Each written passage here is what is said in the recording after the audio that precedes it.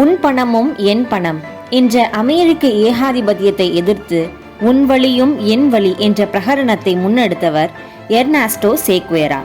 பொதுநலப்போக்கின் பயனர்களை ஒன்றிணைப்பது பெருங்கடலை நெருப்பு மூட்டி சுட வைப்பது போல் அவ்வளவு சீக்கிரம் நடக்கக்கூடியதாக இல்லை.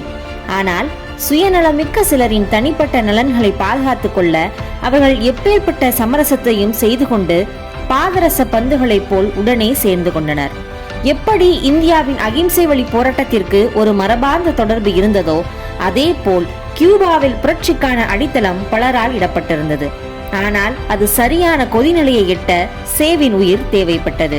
சேக்வேரா உலக சரித்திரத்தையும் சித்தாந்தங்களையும் அரசின் செயல்பாடுகளையும் பற்றி ஊன்றி படித்தவர் மட்டுமல்ல, அதிலிருந்து பாடம் கற்கவும் தனக்கான புதிய செயல் திட்டத்தை வகுக்கவும் தெரிந்தவர்.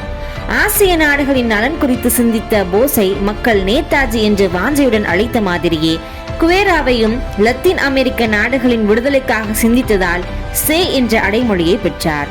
பாரதி ருஷ்ய புரட்சி பற்றி எழுதி 7 மாத காலத்திற்குள்ளாகவே அவ்வாண்டு நவம்பர் 7ஆம் தேதி மகத்தான ரஷ்ய புரட்சி லெனின் தலைமையில் வெற்றி பெற்றது. அதை உலகம் முழுவதும் பற்றி எரிய செய்த அணையாக்கங்கு சேக்வேரா.